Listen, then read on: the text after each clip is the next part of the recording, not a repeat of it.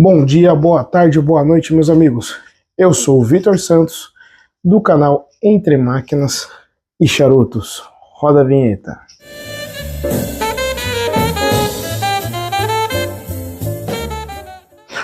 Olá, meus amigos.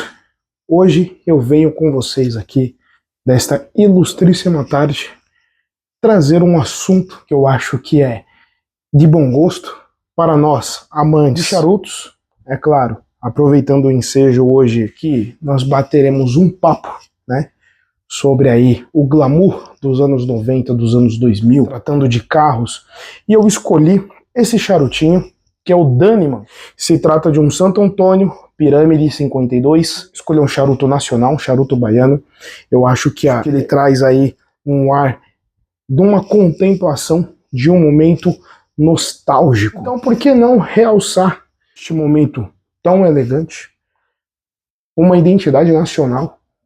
Eu acho que combina com a conversa, né, que nós iremos ter, esse papo maravilhoso, rico em detalhes. Vamos dar espaço um pouquinho para o que a gente tem? Então vamos diante desse Dannemann. Então vamos fazer o corte dele já para a gente poder fazer essa contemplação da melhor maneira. Então, senhores, temos aqui o Dannemann, né? Ele é um pouquinho diferente dos outros que nós já mostramos no canal, né? Então ele é um torpedinho, né? Então já vamos efetuar esse corte maravilhoso com a guilhotina. Então vamos lá, cortamos sempre aquele mesmo princípio de, né, uma ponta do charuto normal, né? Vamos efetuar o bom corte dele aqui. Se quiser, a gente também pode cortar um pouquinho mais para poder aumentar esse fluxo. Tem duas anilhas, a da Dannemann, né, com Santo Antônio, e o do 52 da Bitolinha. Vamos retirá-lo. E já vamos começar aí esse ritual, né, de acender o nosso charutinho. Então, senhores, enquanto a gente acende esse belíssimo charuto, eu decidi unir nesse vídeo, né, o glamour dos anos 90, se tratando de sedãs, né? Eu acho que eu cresci vendo esses carros, ainda mais questão da glória de cada marca, BMW, Mercedes, Audi. Acho que a Audi, na década de 90, né, teve uma influência, acho que muito grande aí na vida de muitos jovens. Então, senhores, eu acho que há um tempo atrás, isso se tratando de 20 a 30 anos atrás, naquela época, digamos que você tinha uma evolução para mais ergonômico, né? De você ter mais uma ergonomia maior, você ter um luxo, algo mais requintado, claro, né? Visado na engenharia, principalmente a engenharia alemã, com um apreço de conduzir um bom veículo, com a nomenclatura das As, né? Então vamos pegar já o topo de linha da Audi, né? Um Audi A8, que é a limousine, então você pegava as A8, L, que é a versão longa. Então você tinha ali uma ergonomia surreal para a época. O couro, o legítimo couro, você tinha ali toda uma parte de eletrônica, independente dela ser antiga, dela ser moderna. Mas para a época era uma tecnologia que atendia muito bem, né? São carros visados para executivos de alto padrão,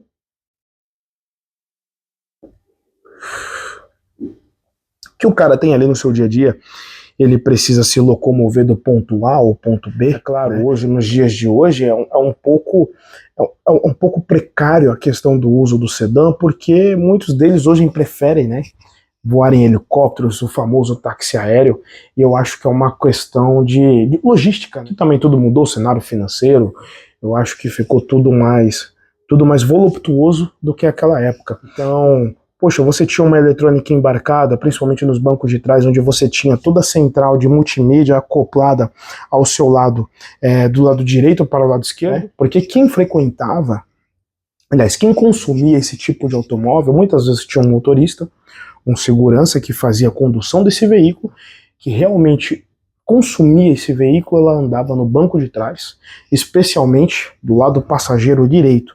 Então ali você tinha algumas funções acopladas no centro do banco de trás, onde você tinha ali um regulamento de banco, de poltrona, né? Ele parecia muitos deles pareciam poltronas, então você poderia alongar as pernas, regular o encosto, regular a altura, massagem, você tinha todo o acesso, né, do kit multimídia, né, hoje chamado de kit multimídia, mas das interações dos carros, né, não só o A8, mas o BMW Série 7, né, acho que o topo da BMW é a 760, a LI, que é a versão longa, a Mercedes, que é a versão S600, que também se trata de um V12.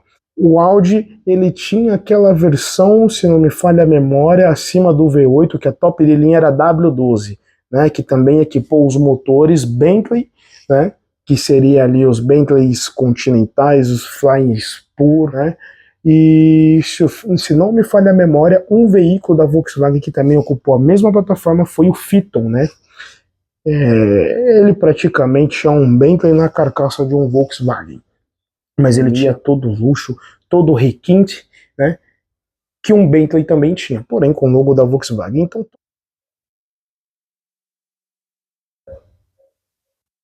temos aqui a S600, né, que é a V12, e as S, se eu não me engano, 500, e claro, tinha as AMGs e tinha as S500 Avantgarde, né, todas elas, em exceção as 600, equipavam ali um motor V8, 6.2, 6.3 biturbo, as AMGs, em exceção, 500 que equipavam ali o motor V8, 4.2 ou 4.4 aspirado, né? Que eu acho que, diga-se de passagem, eu que sou um consumidor Mercedes-Benz, né? Tenho hoje um C200 Avantgarde, claro, não se compara com uma S, mas já tive a oportunidade de dirigir uma S63, era dela que é a classe E, né? A classe E500, que eu acho que tem ali tá no meio do caminho, mas eu tive a oportunidade sim de conduzir tanto o motor turbo quanto o motor aspirado, né? E acho que até suspeito dizer, é um exímio carro. Mercedes nunca pecou quando a questão é conforto, ergonomia e classe. De 10 anos atrás. Acho que hoje, na minha opinião, não se compara. Eu acho que é uma Mercedes diferente. Posso estar sendo chucro opiniões e opiniões, mas se tratando de Mercedes de 10, 15 anos atrás, né, você pega ali as carrocerias W211, W204, que para mim foram as melhores carrocerias que marcaram, né, eu tenho em mente que ela é uma marca que ela não precisa gritar, sabe? Ela chega sutil, com discrição, ela só mostra quem chegou, sou eu, Mercedes. Diferente do BMW. O BMW também eu acho que ainda ela tem modelos no atual que se tornam um pouquinho atemporais e acho que assim não tem tanta diferença. Mas eu acho que a série 5, né, até ali o topo de gama dos sedãs, né, eu falo esportivamente, gente, eu falo questão de luxo, ao conforto. Apesar da BMW ter ali o seu estigma de ser sempre mais esportivo, né, mas é um carro de que, por exemplo, 760 Li, né? É um carro V12, sedã estratosférico que bate de frente com uma S600, um Maybach, talvez ali até um Rolls-Royce Ghost. Não digo a questão de um Phantom, mas a questão do Rolls-Royce Ghost, que hoje, para quem não sabe, também é um BMW, mas é o tipo de cara que compra esse carro, na semana ele tá aqui no banco de trás. No final de semana, é o cara que ele gosta de dirigir. O do Mercedes, não. O consumidor desse tipo de sedã do Mercedes, ele anda na semana com o motorista, e no final de semana ele tem a sua SLK, ele tem sua C63MG, ele tem a sua E63, ele tem algum esportivo para poder curtir esse momento. Diferente do consumidor da BMW. Ao usar o carro, ele vai utilizar toda a potência do carro como se fosse, por exemplo, uma M3, né, ou até mesmo uma M5, ele vai tratar o Série 7 da mesma maneira, entendeu? São perfis diferentes. O perfil da BMW é mais esportivo. Eu lembro de, quando era mais menino, né, mais jovem, de ter esses pôsteres, né? Eu sempre fui um cara ficcionado por Mercedes, BMW e Audi. Eu acho que de todos, até suspeito dizer, mas eu acho que de todos, até além da Mercedes, eu sempre tive um apego maior. E BMW, do período, momento da minha vida, eu acho que, mesmo, poxa, tendo a oportunidade de conduzir Série 3, Série 5, as 550, principalmente daquela série E60, eu acho que foi uma das melhores carrocerias, tanto em ergonomia, quanto de praticidade, quanto de agilidade. A BMW também não fica para trás, né? Sem contar os SUVs, né? A BMW também marcou muito a questão dos SUVs, mas ainda, mesmo os modelos M, os SUVs, ainda a BMW me cativou com a Série 7, né? Eu tive a oportunidade de conduzir uma 750, não era a LI, né? E nem a L, e assim, é um carro fantástico, tanto para quem senta na frente, para quem vai atrás. Eu acho que ele tem um pacote, te deixa, acho que até mais seguro, mais instável, né? Em questão de altas acelerações.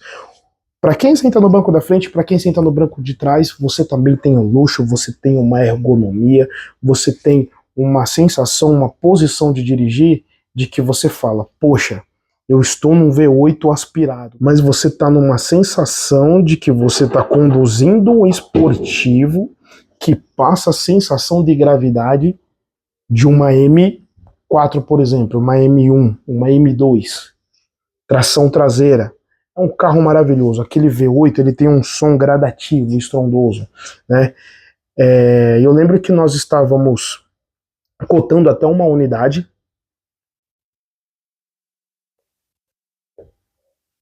e eu me surpreendi ao andar nesta série 7, que é a 750, era uma unidade de ano 2006, 2007. É claro, ele tem um iDrive um pouquinho ultrapassado, ele não é tão intuitivo quanto o Command da Mercedes, né? Eu acho que a Mercedes ela é um pouquinho mais intuitiva do que a BMW, mas nós estamos falando aí de um carro 2007. Para a época, ela tá indo, você tem um iDrive na frente, no painel do motorista, e um iDrive para quem vai atrás, né? Então, diga-se de passagem que para mexer naquele iDrive, meu amigo, você tinha que ter um manual. Mas o banco traseiro ele não oferece a mesma configuração do que uma 750L ou uma Luxury, né? Ele tem ali acessos limitados até por conta do pacote do carro, mas naquela época você poderia colocar os pacotes, por exemplo, da Luxury, que é o pacote da 750L ou 760 também no banco de trás. Então é o mesmo perfil, o mesmo layout, onde você tem um controle de acesso ali à disposição de você, onde você reclina banco, ergue as pernas, controla o banco do passageiro dianteiro, você tem ali frigobares para você poder acabar ali colocando ali bebidas, alguma coisa para poder gelar algum alimento, algo assim. É um carro que até para quem vai do lado do dono, passageiro atrás, também tem ali o seu conforto. Então você tem duas mesinhas, você tem ali conectividades, né? Tanto de como cinzeiro, porque naquela época, né, você tinha um cinzeiro como fonte de energia, né? Tem cortinas, né? Então assim, é um carro fantástico. Ele é bonito, é atemporal até hoje, né? Assim, eu tenho não digo um preconceito, mas quem é amante BMW, né, assim como quem é amante Mercedes, tem aquele preconceito da era Chris Bangle, né, que era aquela série 7 que foi tão pouco polêmica. Quem é mercedeiro, né, e tem ali os seus devidos preconceitos com a classe S, aquelas ali de 99 para os anos 2000. Se não me falha a memória, ela foi até 2006, 2005, que é o modelo W240. W240. É tanto W que você até se confunde. Então, eu particularmente, pode ser até engraçado, né? Mas eu acho bonito, eu acho um carro ainda até hoje atemporal. Muita gente tem preconceito com a lanterna dessa classe S. Essa classe S ela teve alguns problemas, né, de chicotes biodegradáveis que a Mercedes fez na época, então tem muitas aí que ficaram inoperantes porque os chicotes começaram a se desfazer, né, as questões famosas bolsas de ares, assim como também a BMW, né, a série 7 também sofreram muito com a questão do tempo, né, eletrônica envelhecida, as bolsas de ar, né? E também aquela questão do vazamento de óleo que todo mundo sabe, e claro, né? Essa versão Cruise Bangle teve ali a questão ótica muito criticada. Mas é um carro que, assim, para quem não liga para isso, ergonomicamente, espaço, luxo, esportividade, se conversam. É mais uma que também não grita. A não ser que você aperta ali o acelerador, aí ela vai mostrar para que veio e para quem. Entendeu? Aí ela vai mostrar. Ainda a Mercedes, mesmo você apertando o acelerador, você mostrando para que veio, ela vai fazer isso na sutileza, né? Diferente do Audi. Poxa, Vitor, mas você falou tanto do Mercedes quanto do BMW. Poxa, esses carros envelheceram bem, envelheceram mal? Depende da visão de cada um e da bolsa de cada um. Eu acho que as Audis, as A8s, no caso, né? Aí teve, né? Antes da a intermediária ali, né? Tem hoje tem a 7, mas antigamente eram aquelas A3, muito, A3 não, as A6, né? Então você tinha ali o motor aspirado, né? Ali dos anos 2000, 2003, carro maravilhoso, porém também muito carente de peças, né? Ainda mais hoje, segue da mesma maneira. São muito poucas as que você acha ainda rodando, geralmente é de colecionador, é de alguém que manteve esse carro como bibelô, porque naquela época já era um carro difícil de acesso. Às vezes eu passei na internet, estava dando uma olhada, eu achei uma W12, mas é uma mais recente, é uma modelo 2016. O que eu falo é que assim, poxa, cadê aquela dos anos 90, dos anos 2000? É muito difícil. E eu acho que o perfil do cara que tem ela é um perfil hoje colecionador. O cara não vende, né? Você pega as 8, né? Ali dos anos 90, é um puta de um carro charmoso. Eu sempre achei. Eu tinha um pôster até, inclusive, desse carro, né? Poxa, 8 cilindros, motor em V, motor longitudinal. É um carro fantástico. Eu acho que, poxa, eu não quero a BMW, eu não quero o Mercedes, mas eu quero um carro mais centrado, mais esportivo, mas eu não ligo tanto para a ergonomia. O Audi é um bom carro, né? Ainda mais na época, eu tenho um apego muito pessoal, eu gosto muito da versão dos anos 90.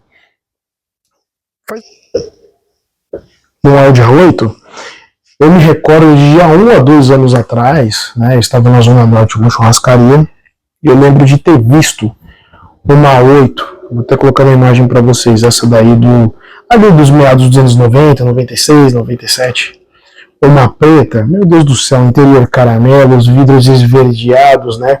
Muita gente acha que eles são blindados de fábrica, mas não, eles são vidros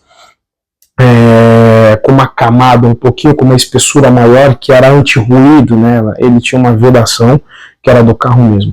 É um carro maravilhoso, um senhor carro, né? Saiu ali um senhor ali que aparentava ter seus 70, 80 anos como motorista. Esse carro tem a classe até hoje, né? E assim, para alguns ultrapassado, para outros está velho. Para mim é um carro atemporal. Assim como a 7, a 5, acho que a série 5 dos anos 2000 também foram carros bastante atemporais. Principalmente aquelas versões ali entre 2003, 2004, acho que foram aquelas série 5, né, que são os modelos Z39. Eu acho que foi a melhor geração. Gente, acho que o Corinthians fez gol porque tá todo mundo comemorando. E vai Corinthians, não sei que time que vocês torcem, mas eu sou um corintiano nato. Vai Corinthians. E esse doido tá fazendo o vídeo em pleno jogo do Corinthians. Acho que a minha paixão por carro é melhor. Por carro e charuto, senhores, acho que ultrapassa a questão, mas vamos lá. Claro, para quem gosta, vai continuar marcando, né? E, infelizmente, não se fazem carro mais como esta geração, quanto esse tempo de carro, né? Então, era até difícil, era mais comum você ver Mercedes e BMW, né? Mas os Audis eu acho que foram mais difíceis de assim, ver. Eu lembro poucas vezes, acho que em pouquíssimas situações de ter visto algum A8 rodando, exceto essa que eu vi na Zona Norte. As outras vezes que eu vi, ou foi em exposição, ou foi numa feira, ou foi numa garagem de algum garagista, ou muitas vezes ali na região ali do Jardim Paulista, ali nos domingos que o pessoal tira seus carros para andar, né? Mas eu acho que além de ser, né, um carro mais voltado para a esportividade, para quem não liga para tanta questão do luxo, né, e a questão de ergonomia, o Audi é uma boa pedida. É um carro que eu teria. Nos dias de hoje, falando financeiramente, questão de manutenção, eu iria no Mercedes. Mercedes é mais robusto. Ah, poxa, eu quero ficar no meio do caminho, mas eu quero acelerar. Com BMW, né? Então é uma situação totalmente diferente. Quando você dirige, que você sente um carro desse, você pode falar com mais propriedade, né? Tanto é que aqui não é um papo técnico, a gente está debatendo, né, esse glamour, esse luxo, que até então, infelizmente, hoje não existem nos carros de hoje, né?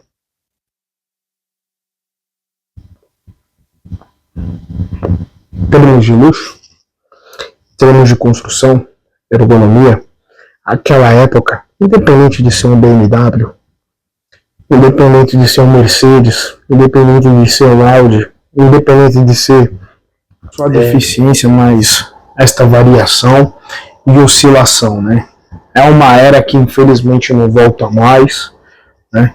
E eu, por ser um consumidor de Mercedes, né, tenho a minha C200, do modelo ali W204, e eu sinceramente eu prefiro continuar andando numa W204 ou até uma inferior do que pegar uma atual.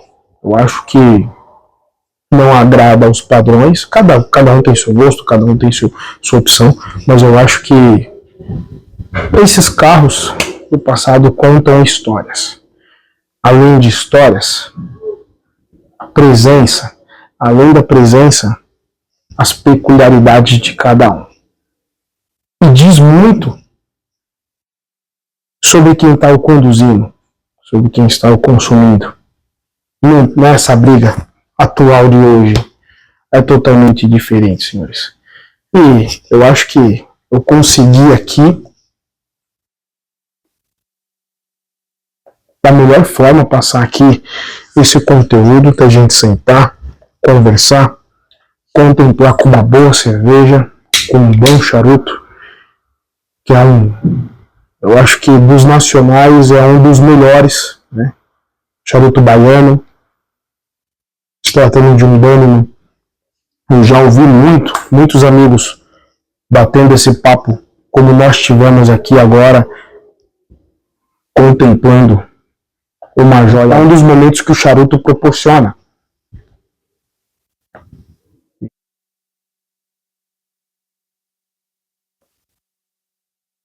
Descontraído,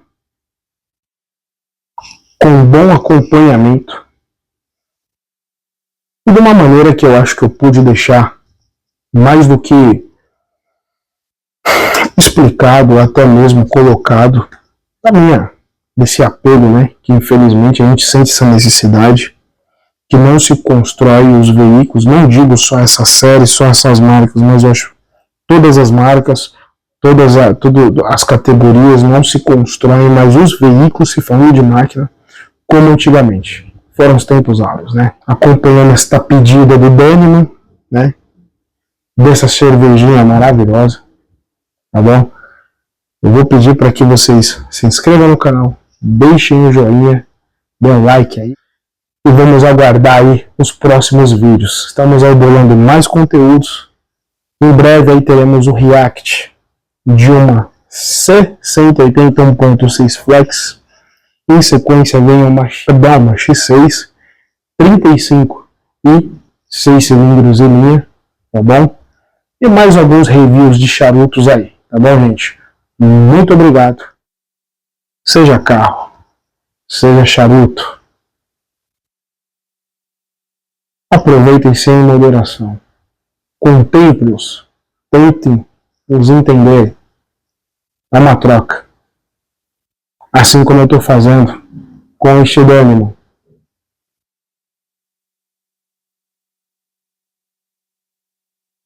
Até a próxima. Abraço.